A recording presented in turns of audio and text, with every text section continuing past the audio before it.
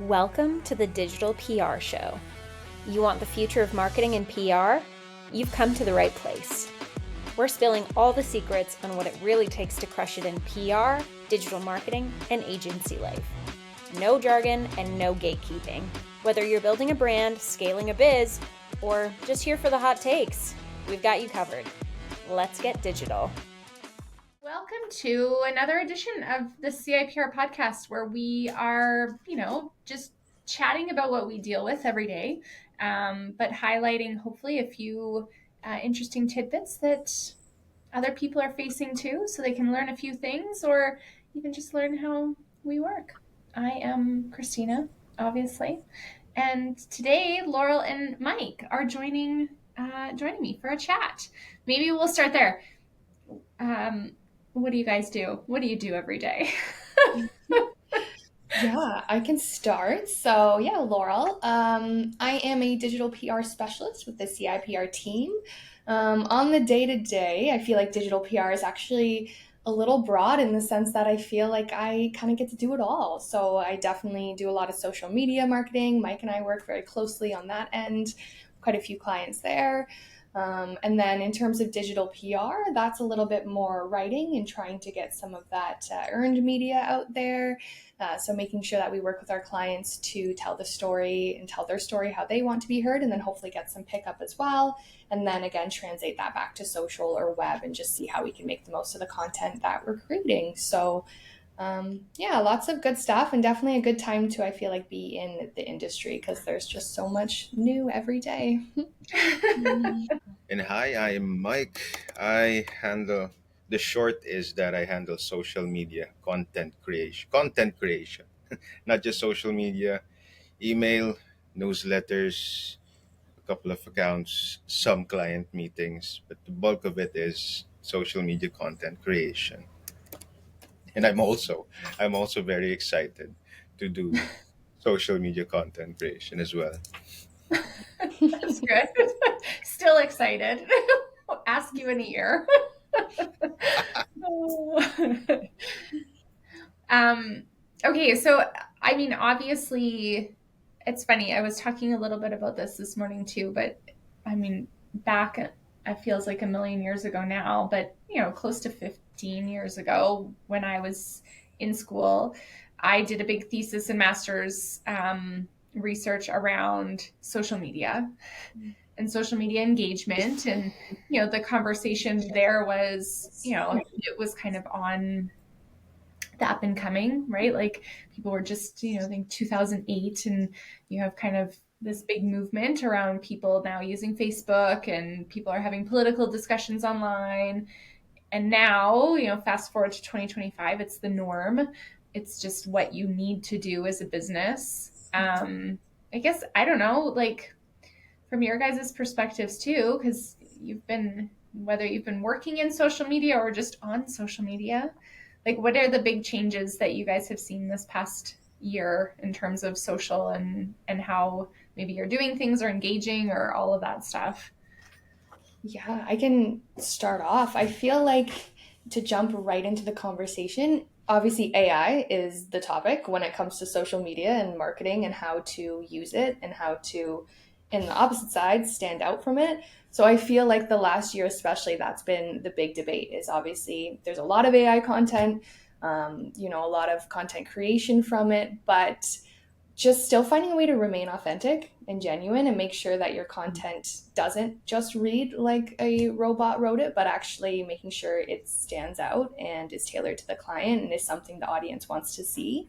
So I feel like we're going to probably see more of that in the next couple of years, is companies that do that really well and do stand out, and then companies that are still figuring out how to use AI to leverage and just make them more genuine, not just kind of fit in with what we're already seeing. Yeah. I also think, of course, AI is one of the major changes in social media, but just to give a different answer, it's for me, it's also video. Um, Yeah. Good I answer. grew up. There wasn't a time that I had that my mind was already functioning and there wasn't social media. So there was already social media. I got into Facebook, Twitter, Friendster, those Oh man. Okay. Really fun about. those fellas, and the content was a lot. There was a lot of written content. Not to say that it's not important now, but I'm just saying that how I consume content now is different from how I consume content before, and that's a large part due to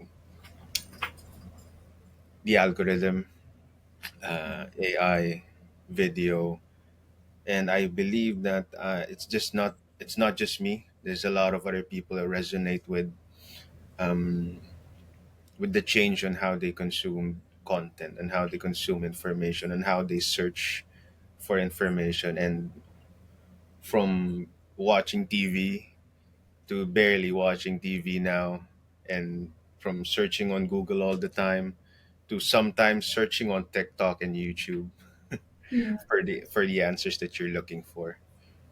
True. Yeah. No, that's a good point. If I can jump in, I was just thinking about a previous job where we were looking at our social media marketing and it was content creation as well. And we were looking at our analytics to see what performed best. And we had typically done just a bunch of photos, and every once in a while we'd get a chance to post a video because, as everybody knows, videos can be hard to make. You know, photos are definitely easier, links, written content, but every once in a while we would throw up a video. And when we were looking at the analytics, at first glance, it looked like the photos were the way to go because they performed the best.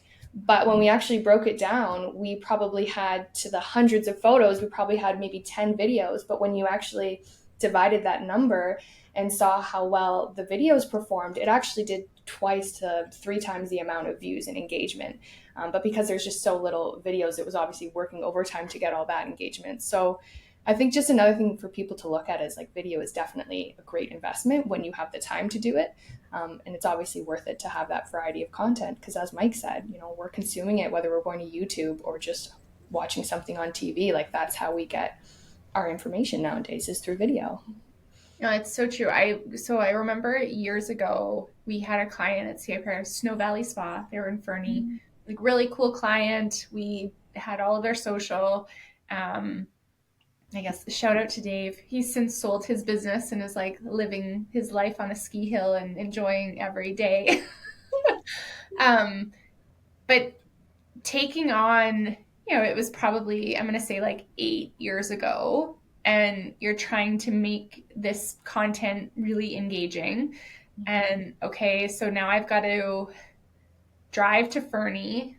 And so that's a good 3-4 hour drive for me to take some video content because, you know, Dave was kind of this generation of, you know, didn't want to take the video, didn't feel like he had the expertise. Yeah, just come. So I'd purposely plan these trips, and it's like, okay, I'm going to just take 100 photos. I'm going to take all these videos. I'm going to try to interview these people. I think what's like been the unlock for us, even just in these past 3 months, has been the fact that we can use a tool like Riverside, and then now be able to interview a client, have some really interesting things to say, highlight.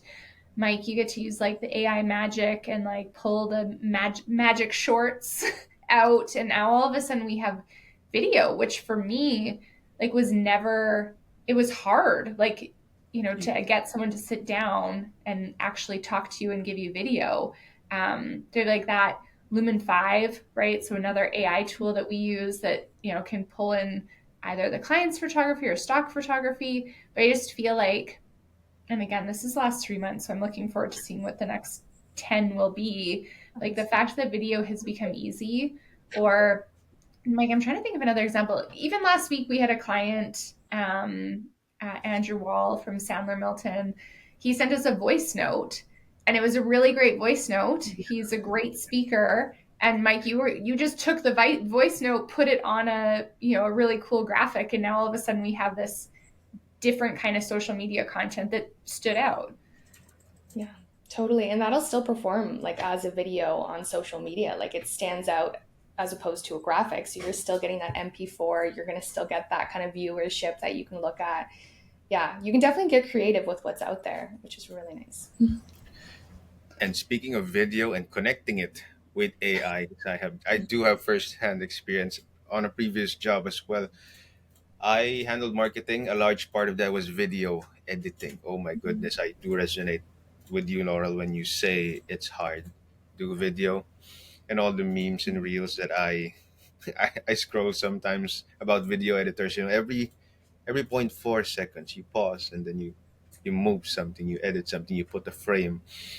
And when I was doing content, for context as well, before I became part of CIPR, I did not dive into AI tools that would help you in video content creation. And we have a team member, guys. We have a team member. He's Juan. He's like our Google and our encyclopedia for tools. And Seriously. then I sent a video. He asked me if I did it manually. I said yeah, and he told me, "Oh, hold up.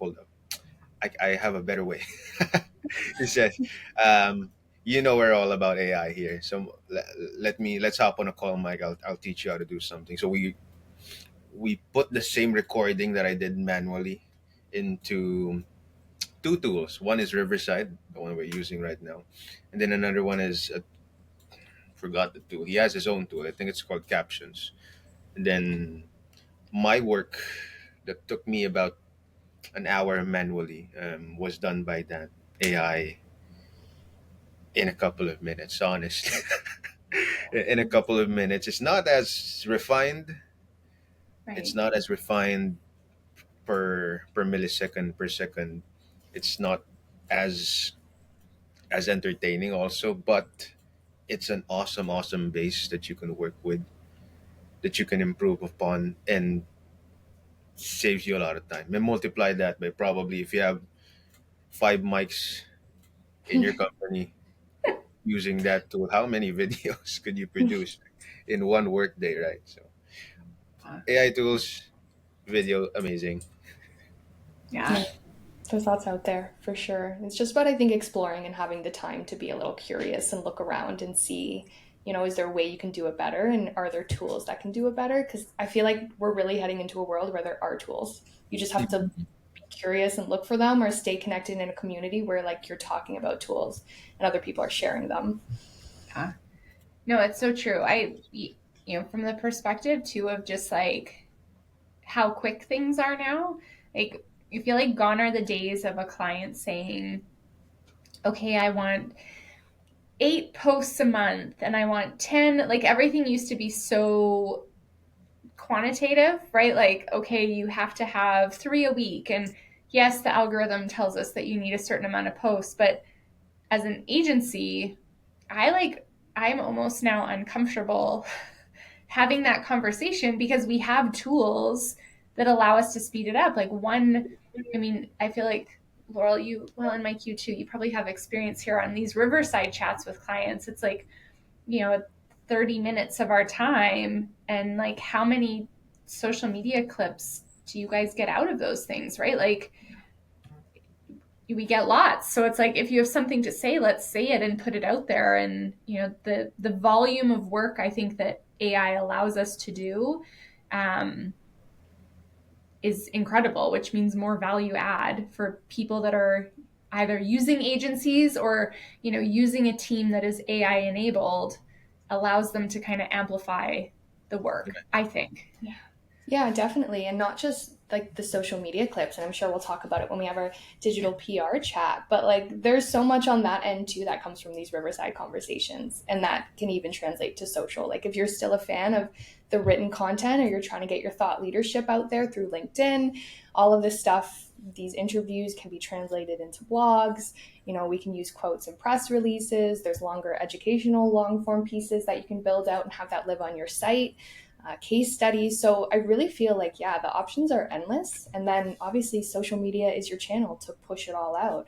So lots of content there for sure. But I agree. I agree with all you guys said. And let me just share our recent experience with our client, our client's client. No, John from ABES, right? So Yeah. getting information from him through emails, the formal traditional way of getting information from founders. Question and answer. I have a question that will help us in our direction in social media. Send you an email, you answer back.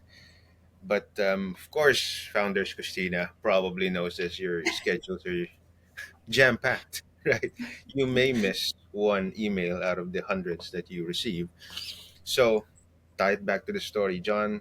We went on a call with one of the founders, John, who prefers to have that 1 hour conversation of just mind dumping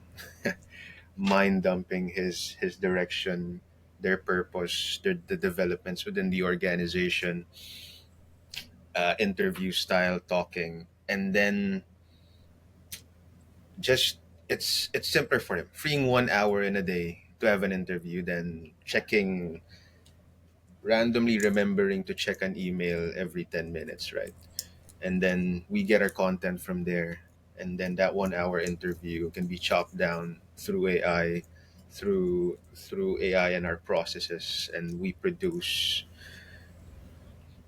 I can't even count how many content we can Yes. produce from that. Just to give everyone context, it's not just a video. We can download that transcript, chop Yeah. down that transcript, convert it into social media captions, convert that transcript into tweets, like Yeah. tweets and whole threads. If we handle a Twitter account, we can convert like the thought of the whole conversation to a long form post in LinkedIn. It's not just the videos, it's how we can maximize each content that we produce, and AI helps us a lot with that.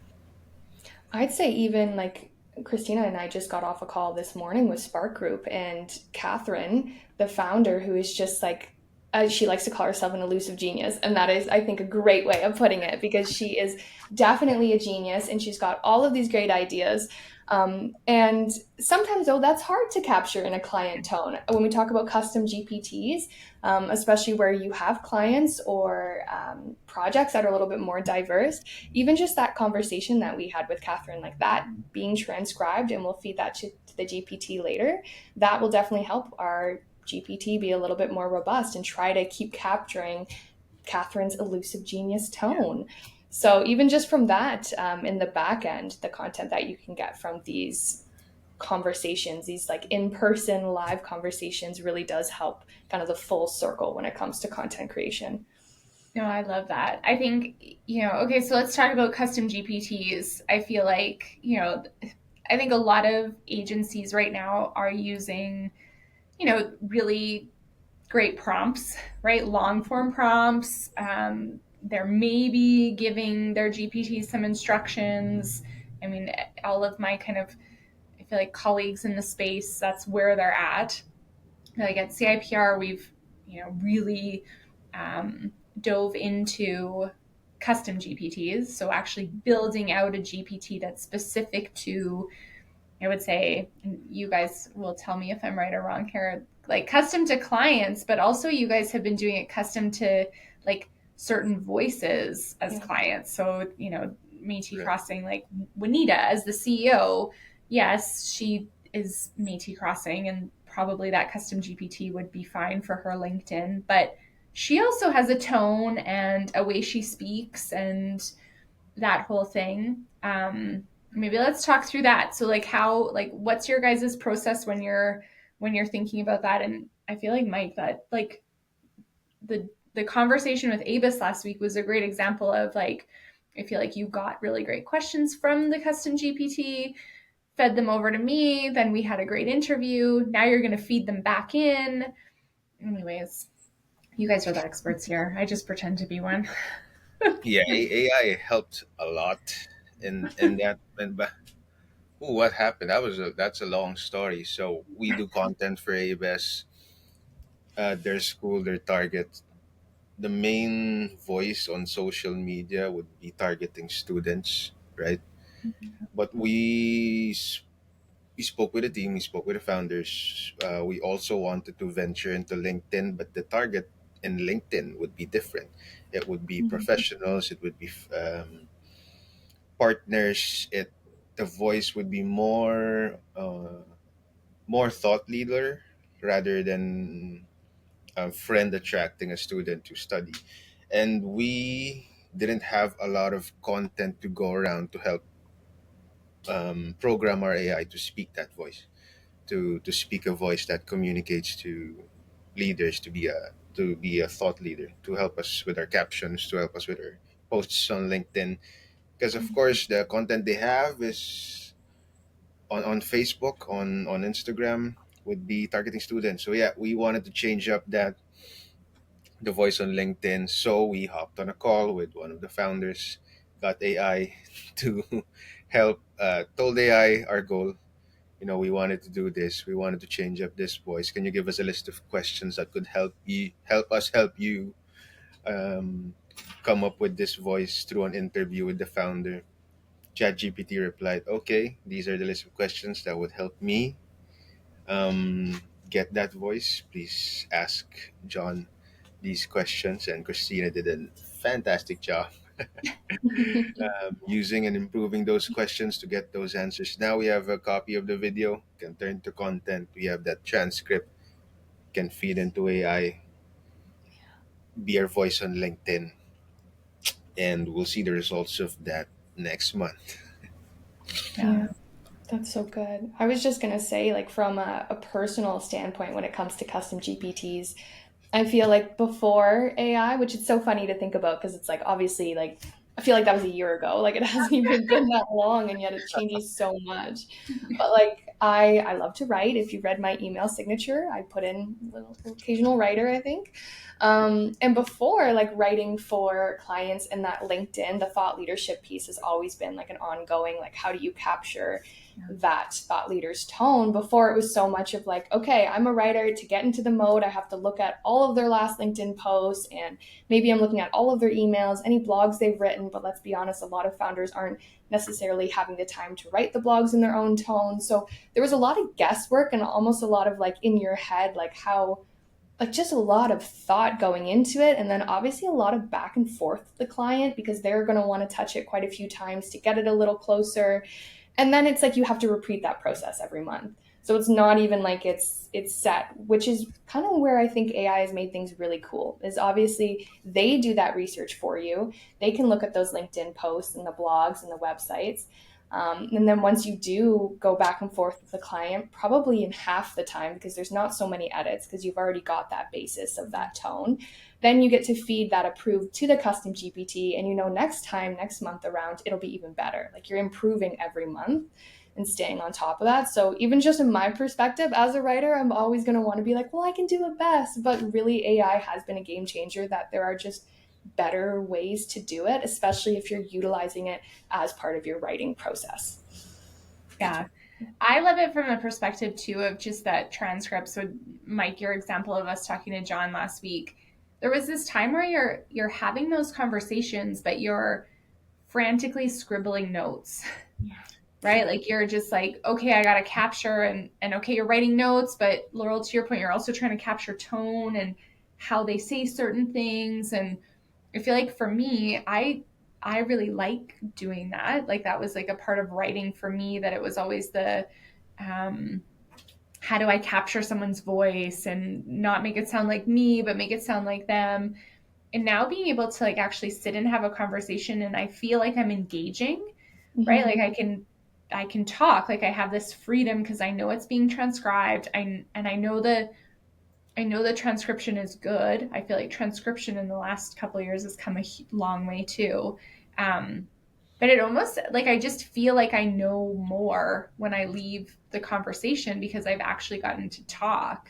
And I feel like, Mike, to your point about like, I was just able to, it felt more seamless because, okay, you have like a list of questions, but I could go, okay, here's question 1, but okay, he's kind of now talking about this, which was question 8. So I'm going to jump down here. Like it allowed me to be nimble. Whereas if I was just writing notes, be like, okay, question 1, write as much as possible. Okay, question 2, right? Like it allows you to just flow, I guess. Yeah, I feel like that's a really good point. Honestly, it allows you to be more present. Like we talk about AI as like taking out the human, but really in some ways, if you're using it correctly, it kind of puts the human back in there. Yeah. Which is kind of nice. Yeah. Oh, I like that. That's like your mic drop. That's the end of the podcast. You're welcome. Any other tips? Like if you guys are like, we're thinking about, okay, someone is just starting their social media journey, like what are the top, like maybe top two tools or top two kind of like strategic AI plus content? Like what would you tell them? I can jump in here again, Mike, if you want. I've been thinking a lot about what Peter's been talking about lately when it comes to like, and we had that conversation again today about owned media, and really making sure that your website or whatever you're using as kind of the basis of your foundation is what you want it to look like. Like we talk about custom GPTs and using GPTs to kind of grab content that's already there, and that works great for translating it to social. But if you don't have your website kind of showing what you want to show, or it doesn't have the offerings, it's not up to date, then already you're not giving the GPT what it needs. So I would suggest right off the bat, make sure that your own media is in a place that you're happy with, and that you can kind of use that for your GPT. I would also say when it comes to social media, make sure you know where your target audience is as well. And we had that conversation too, where for a lot of audiences, it might not be on Facebook anymore. We definitely have a couple clients that were kind of moving away and pushing our efforts elsewhere. So definitely make sure that you kind of understand you're reaching your audience where it's at. And especially with GPT and custom GPTs, and we know the world of AI, it is even more important to like talk to your audience where they are, how you can, and just take the time to like do that research. That would be my suggestions. Yes. What about you, Mike? I feel like you're probably some good tools. Okay. Tips. Oh, there's just a lot of ways you can start your social media journey or start the brand from zero. Not tool related, but my first tip would be to develop content for your for your customer journey. So the I mentioned it right, but I forgot the steps. But no, it's awareness, engagement, and then the last phase depends on the product or service. Probably you purchase or delight stage.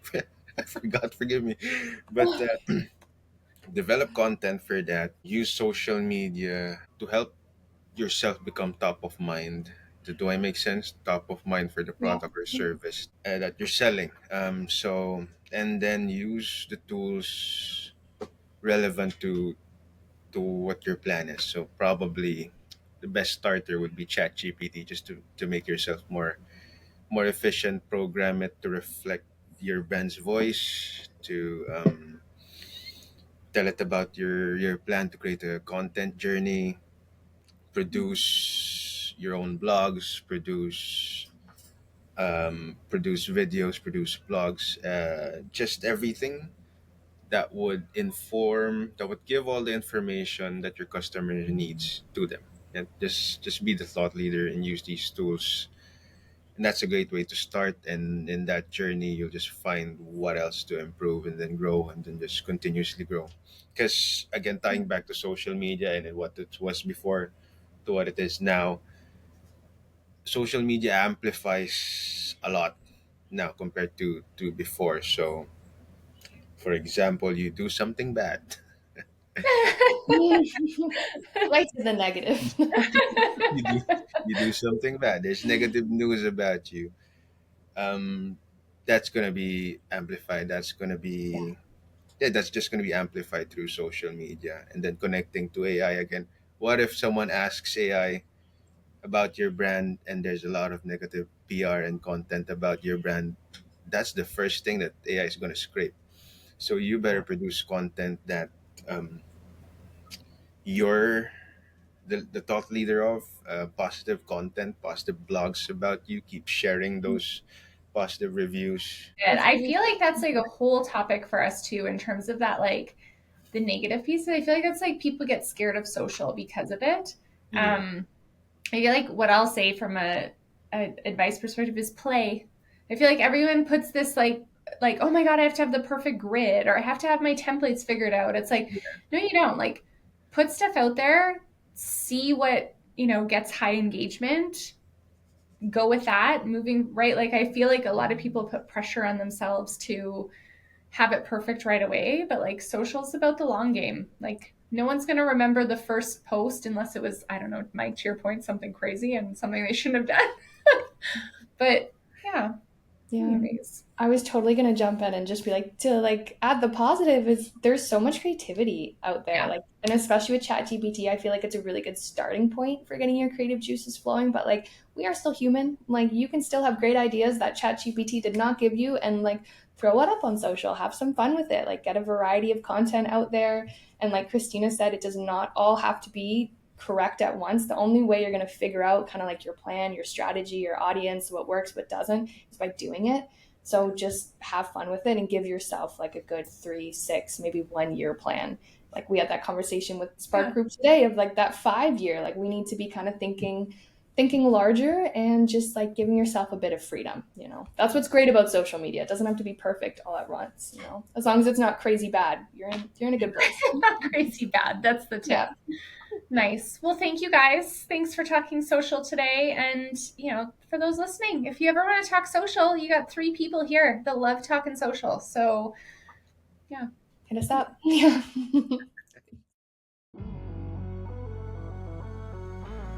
Well, there you have it. That's a wrap on this episode of the Digital PR Show, where the future is digital and so are we. Make sure you subscribe or catch us on socials at CIPR Comms or on the web at CIPRcommunications.com. Talk soon!